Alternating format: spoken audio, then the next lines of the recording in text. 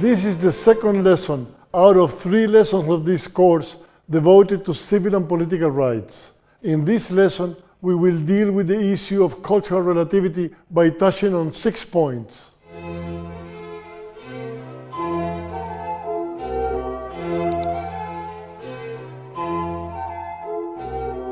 As mentioned in the previous lesson, civil and political rights have their theoretical and historical origins in the West.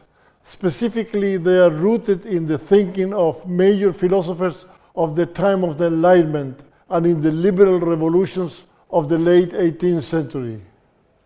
The first point is the issue of Western roots. Due to the Western origins of human rights, some have said that they are a Western imposition upon other cultures that do not share the same history and values as the West. This so-called cultural relativity claim argues that the West represents just one among many other cultures, each with their own equally valuable historical background and moral foundation.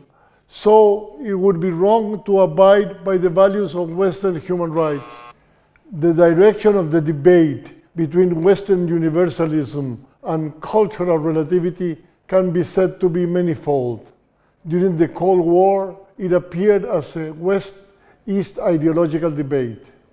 Today, it is more usual to find it as an economic and political discussion between North and South, or as a cultural religious debate between the West and Islam.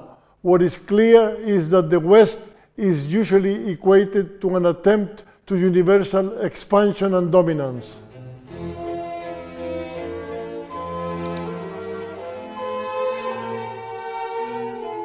When someone opposes the universal scope of human rights on the sole ground that they have a Western origin, this amounts to what is known as the genetic fallacy, or a misuse of reasoning based solely on the origin of something. According to this fallacy, for instance, the West could not have ever adopted any major technological or spiritual breakthrough coming from other cultures, such as gunpowder or Christianity, only because they were born outside the West. The same happens with human rights.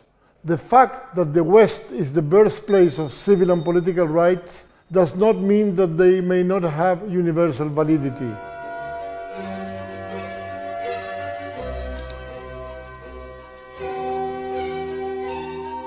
Another way of overcoming the cultural relativity objection is by identifying the universal nature of the principles and values underpinning the human rights discourse.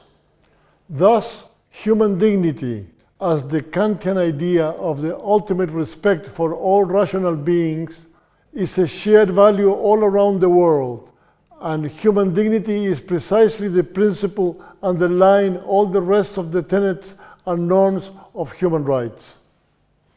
There are also human rights norms that are commonly found in different cultures, such as the respect for life, sometimes elevated to reverence for its sanctity, personal liberty, and the prohibition of slavery, as well as the prohibition of racial discrimination.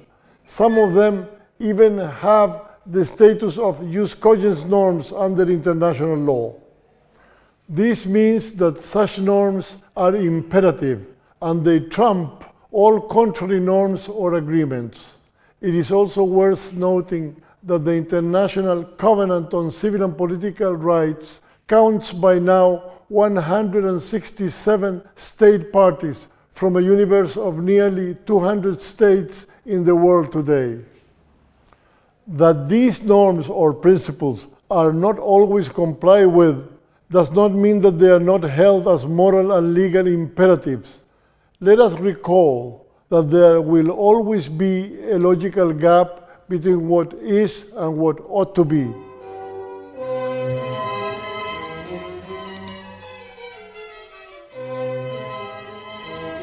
A third way of addressing the cultural relativity claim might be the contention that the universal nature of human rights, and civil and political rights in particular, is not tantamount to an absolute or sacred nature.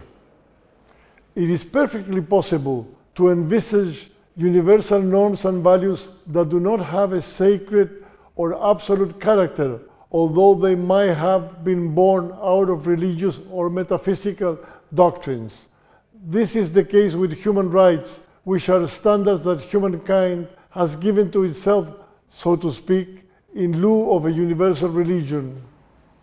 Conversely, there are sacred or absolute norms and values that do not have a universal scope, but are directed just to a particular group of people. The characters of universality and that of absoluteness may concur in certain norms, but they need not to. That a norm is universal means that it is applicable everywhere. That it is absolute means it admits no restriction whatsoever.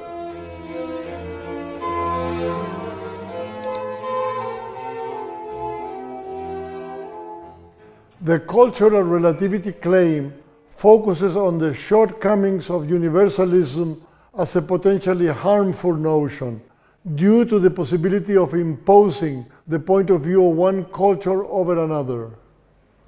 That such imposition is a possible outcome of universalism cannot be denied.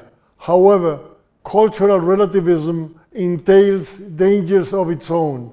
By alleging to preserve some culture intact and without any interference of foreign values, advocates of cultural relativity could be, consciously or not, making the case for tyranny and oppression at home. Domestic oppression can be as perverse as foreign domination. To abuse the principle of sovereignty and self-determination is as bad as abusing the concept of human rights to impose one's political will over weaker countries.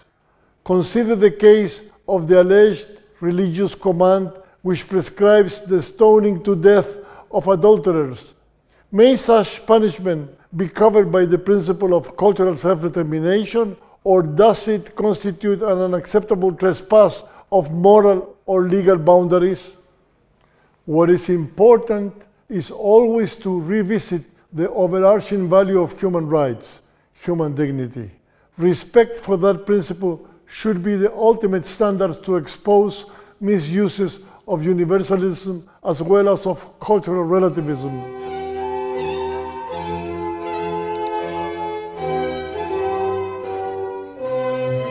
Finally, the cultural relativity objection can be addressed by taking a closer look at the relationship between civil and political rights on the one hand and economic, social, and cultural rights on the other. As mentioned before, civil and political rights relate to the protection of the sphere of the individual as well as to the individual's participation in public life. On the other hand, social, economic, and cultural rights have more to do with material life conditions. Due to these differences, it is usual to talk about separate generations of rights, where civil and political rights would belong to the first generation and economic, social, and cultural ones to the second generation. Further, they are even enshrined in two separate legal documents, both signed in 1966. They are the International Covenant on Civil and Political Rights and the International Covenant on Economic, Social, and Cultural Rights. However, the relationship between these two sets of rights was recognized through a language that tried to express the equal importance of such rights. This language spoke of the principles of indivisibility and of interdependence of civil and political rights with regard to economic, social, and cultural rights. Indivisibility means that to separate these two sets of rights and to assign a hierarchy between them is artificial, since they are guarantees bestowed to one and the same subject, the human person. Interdependence suggests that rights of one category need those of the other class to be effectively enjoined. For example, Amartya Sen states that for economic needs, such as freedom from hunger, to be addressed, civil and political rights have a key role.